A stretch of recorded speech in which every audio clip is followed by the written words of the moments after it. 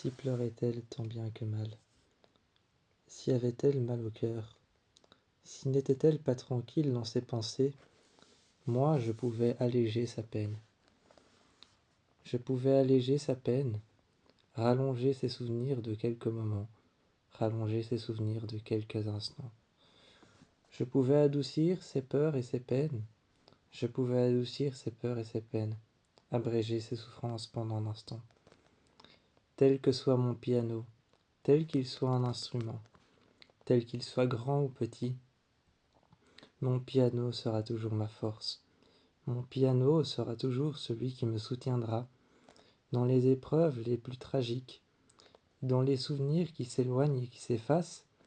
Il sera toujours celui qui, grâce à ses notes percutantes, grâce à ces notes qui me font le cœur, grâce à ces notes qui me rendent heureux ou heureuse, mon piano sera toujours celui qui me rendra heureux, ou alors qui me rendra heureuse.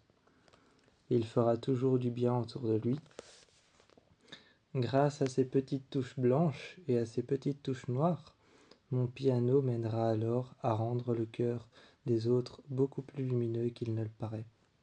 Certaines personnes souffrent, certaines personnes ne souffrent pas. Certaines personnes ont cette capacité, cette faculté à gérer leurs sentiments. D'autres personnes n'arrivent pas à les gérer. Ces personnes qui n'arrivent pas à gérer leurs sentiments, qui s'enferment à l'intérieur d'une bulle, qui se mettent dans des cases et se collent des étiquettes, qui pensent qu'ils n'en valent pas la peine. Ces personnes qui pensent qu'elles n'en valent pas la peine, je leur offre un peu d'amour pendant un instant. Je leur offre un son, une mélodie. Je leur offre un chant qui peut leur permettre d'aller de l'avant. Ces personnes viennent me voir au concert.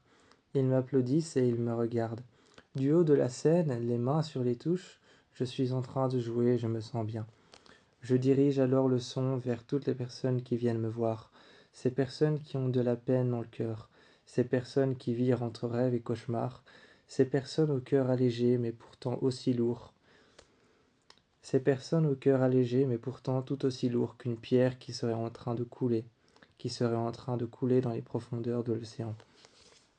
Ces personnes qui viennent me voir avec un cœur plus dur que de la pierre, ces personnes qui viennent me voir avec un cœur de pierre, ces personnes qui viennent me voir avec un cœur léger comme la brise, ces personnes qui viennent m'écouter, je leur offre un petit instant pour se reposer, un instant pour pouvoir profiter, un instant pour lever les yeux au ciel et profiter du moment présent.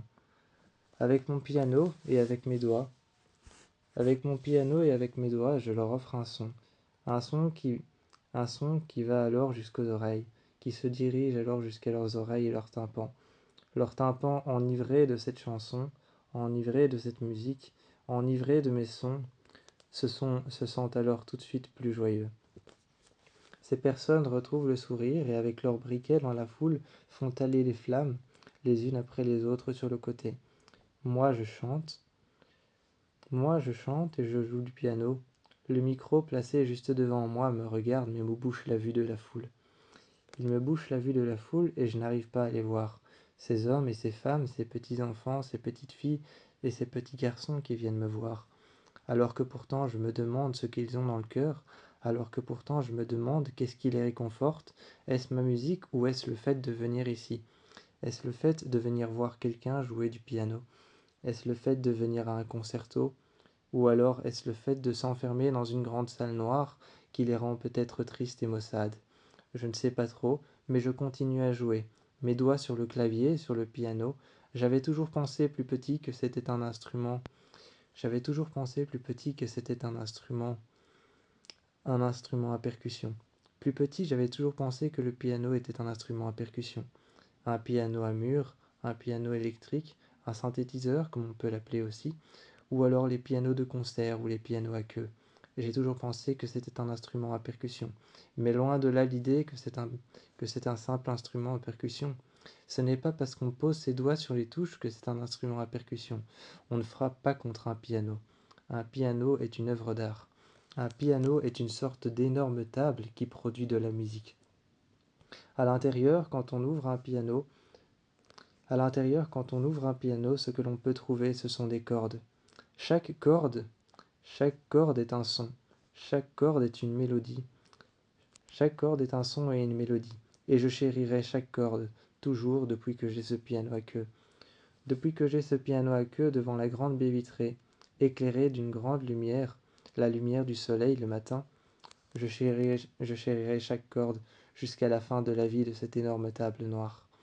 Je rapproche alors, je rapproche alors le petit siège sur lequel je me mets pour jouer du piano. J'ouvre le piano, je regarde les cordes à l'intérieur et je les resserre. Quand quand je plonge ma tête à l'intérieur et que je mets mes bras à l'intérieur du piano pour resserrer les cordes, je me sens bien, je me sens voler, je me sens planer au-dessus de ma maison. Je me sens planer au-dessus de ma maison, je me sens planer au-dessus de mon piano, et alors je me mets à jouer. Je me mets à jouer une symphonie qui commence gravement et qui termine de manière aiguë. Cette symphonie qui commence de manière aiguë, qui termine de manière grave, ces deux symphonies que j'ai jouées les unes après les autres, celle qui commence gravement et celle qui termine de manière aiguë, celle qui commence de manière aiguë et termine de manière grave.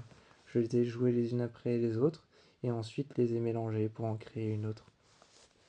Ces symphonies qui sont plus rapides, ces symphonies qui sont plus lentes, me donnent une impression de pleurs et me donnent une impression de froideur.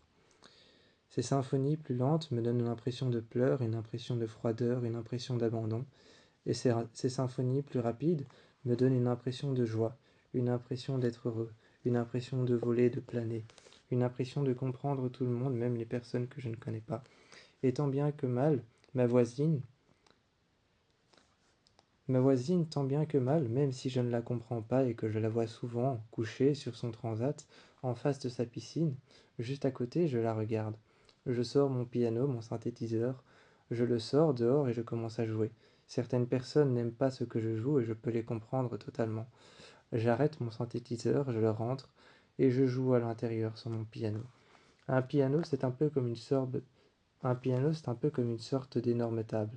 Sauf que cette table, on ne mange pas dessus, on ne boit pas dessus, on ne s'y installe pas tout autour, mais on s'y installe devant.